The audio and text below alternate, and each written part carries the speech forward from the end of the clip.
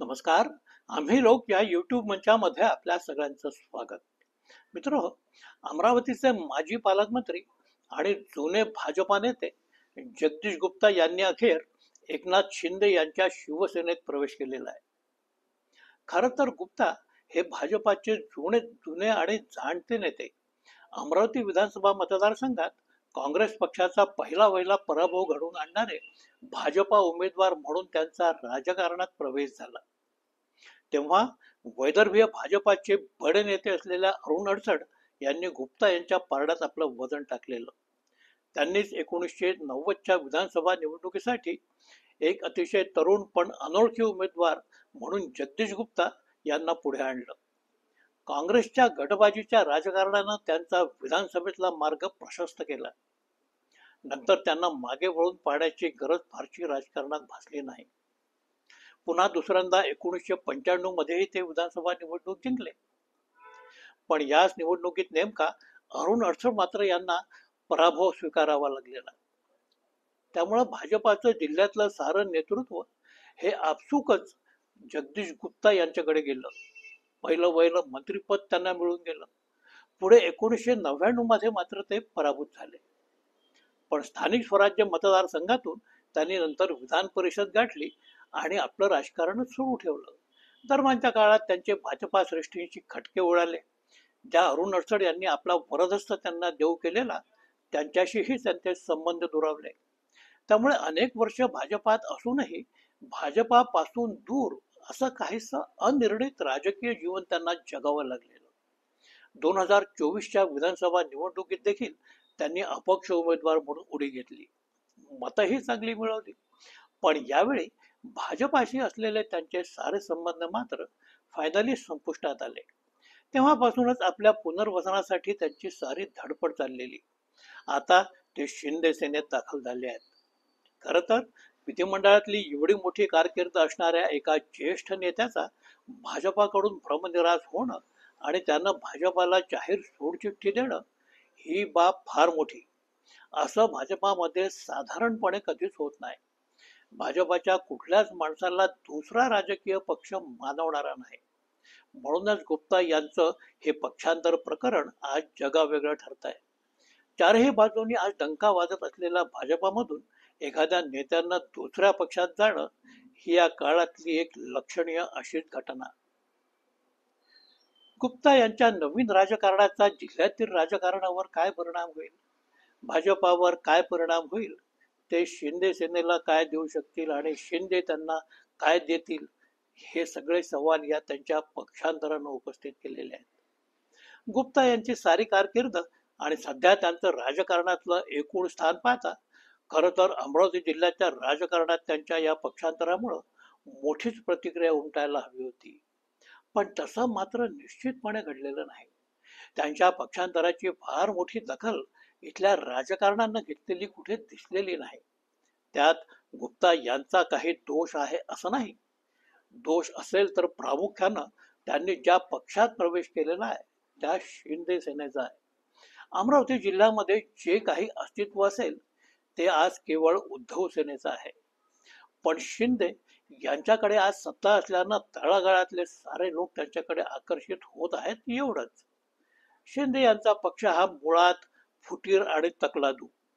त्या पक्षाकडे सत्ता असली तरी एखाद्या परिपूर्ण राजकीय पक्षाचं स्वरूप आणि प्रतिष्ठा त्या पक्षाला अद्यापही मिळालेली नाही. अशा पक्षात जाऊन जगदीश गुप्ता यांनी काय मिळवलं असा प्रश्न सध्या लोक विचारतायत. पण गुप्ता हे व्यापारी समुदायातून येणारे नेते आहेत. त्यांना एकनाथ शिंदे यांनी काहीतरी लक्षणीय असं आश्वासन दिल्याशिवाय ते एवढं मोठं पक्षांतर करणार नाहीत असं त्यांचे समर्थक मानतात. तर दुसऱ्या बाजूनं राजकीय आयुष्याच्या अखेरच्या चरणात भाजपाकडून झालेल्या भ्रमनिरासामुळं त्यांनी शिंदे सेनेत जाणं फायनली स्वीकारलं असं म्हणतात. पण वस्तुस्थिती काय आहे याचं मूळ त्यांच्या जुन्या राजकारणात आहे. जिल्ह्यामध्ये भाजपा रुजवण्यात त्यांचा सिंहाचा वाटा आहे असं म्हणतातच. पण असं असलं तरी पक्षानं मात्र विधानसभेतल्या पराभवानंतर त्यांच्याकडे फार दुर्लक्ष केलं ही त्यांची प्रमुख तक्रार. पक्षानं त्यांना मुख्यधारेच्या राजकारणात बराच काळ दुर्लक्षित केलं. या काळात त्यांचं नैराश्य हे वाढत गेलं. गडकरी फडणवीस यांच्याशीही त्यांचं पटेनासं झालं. गुप्ता यांचा समज असा की पक्ष चालवण्याचे सारे अधिकार हे स्थानिक लोकांना म्हणजे स्थानिक नेतृत्वाला असायला हवेत. या मुद्द्यावरून त्यांचं आणि पक्षाचं वाजलं. भाजपामध्ये तसं होणं कधीच शक्य नाही. भाजपाचं राजकारणाचं तंत्र वेगळं, त्यांचे राजकीय आडाखे वेगळे. एखाद्या माणसाकडे एखाद्या जिल्ह्याचं नेतृत्व सोपवून बिनधास्त होणारा तो पक्ष नाही. संघटनेपेक्षा माणूस मोठा होणं आर एस एसला कधी मान्य नव्हतं, भाजपालाही नाही. पक्षाचं कितीही मोठं नुकसान होणार असेल तरी इथं आपापले सवते सुभे निर्माण करण्याचं स्वातंत्र्य कुणालाही नाही, अशी पक्षाची धाटणी. म्हणूनच प्रकाश जावडेकर असोत, पूनम महाजन यांच्यासारख्यांना किंवा किरीट सोमय्या यांच्यासारख्यांना घरी बसवण्याचे निर्णय तिथं अगदी सहजपणे घेतले जातात. तसंच काहीसं गुप्ता यांच्या बाबतीत घडलं. ते पक्षाला डोईजड होत आहेत हे पक्षाच्या लक्षात आलं आणि त्यांचे पंख कापण्यात आले. नुकत्याच पार पडलेल्या विधानसभा निवडणुकीसाठी पक्षातर्फे आपल्याला संधी मिळेल असं त्यांना एका क्षणी वाटलेलं, पण पक्षानं जागा अजितदादांसाठी सोडली. अखेर अपक्ष म्हणून ते मैदानात उतरले आणि आपलं जे काही होतं ते शक्ती प्रदर्शन त्यांनी केलं. आपलं राजकीय पुनर्वसन होणं हा आपला जणू हक्क आहे आणि तो मिळाल्याशिवाय आपण राहणार नाही, अशी शपथच जणू त्यांनी घेतलेली. त्यातूनच त्यांचं हे पक्षांतर आज घडून आलेलं आहे. काही लोक असं म्हणतात की शिंदे सेनेत जाण्यासाठी गुप्ता हे फारसे उत्सुक नव्हते, पण एकनाथ शिंदे यांना मात्र कसंही करून महाराष्ट्रभर त्यांचा पक्ष वाढवायचा आहे, म्हणून शिंदेच्या निमंत्रणावरून गुप्तांनी नवीन शिवसेनेचा आधार स्वीकारला. शिंदे यांना कसंही करून पुन्हा महाराष्ट्राचं मुख्यमंत्रीपद हवंय आणि म्हणूनच त्यांचा सारा रोख हा सध्या पक्ष विस्तारावर आहे. महाराष्ट्रातल्या मुंबईसहित साऱ्या महानगरपालिकांमध्ये भाजपाच्या बरोबरीनं आपल्या जागा याव्यात, आपल्या पक्षाची उपस्थिती असावी, असा काहीसा त्यांचा आज प्रयत्न आहे. त्या दृष्टीनंच अमरावतीचे माजी खासदार आनंदराव अडसूळ यांनी मध्यस्थी केली आणि गुप्ता शिंदे भेट घडवून आणली. आता जगदीश गुप्ता यांच्यामुळे शिंदे सेनेला अमरावती महापालिकेत कदाचित थोडंफार किंवा उल्लेखनीय असं म्हणावं असं देखील यश मिळून जाईल, पण खुद्द गुप्ता यांना मात्र काय मिळेल हा प्रश्न आहे. गुप्ता हे स्वतः आमदार आणि मंत्री राहून चुकले आहेत. त्यांना आमदारकीपेक्षा लहान असं कुठलंही पद देऊन कदाचित भागणार नाही.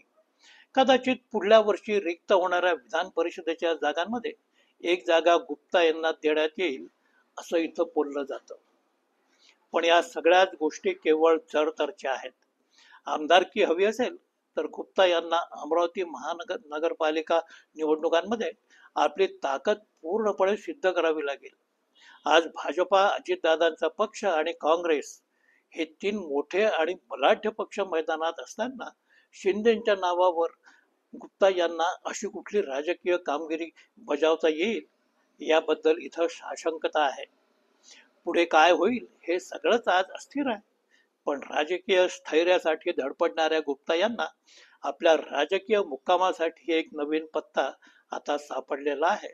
एवढा या पक्षांतराचा आजचा अर्थ. कुठल्याही परिस्थितीत राजकारणात पुनर्वसन हवंच असं म्हणणारे गुप्ता आणि पुन्हा मुख्यमंत्री पद हवंच असं म्हणणारे एकनाथ शिंदे या दोघांमध्ये एखाद्या उद्दिष्टानं झपाटलं जाणं हा एक समान दुवा आहे. दोघांच्याही डेस्परेशनमुळे हे पक्षांतर गुप्तांचं घडून आलेलं आहे. आज एकनाथ शिंदे सत्तेत असले तरी त्यांच्या हाती राजकारणाची सूत्र नाहीत. त्यांचं सारं भवितव्य हे दिल्लीत अमित शहा यांच्या हाती आहे आणि म्हणूनच एकनाथ शिंदे यांचं पुढे काही भलं होणार असेल तरच गुप्ता यांचंही काही भलं होऊ शकेल, अशी काहीतरी ही तरल नावाची स्थिती.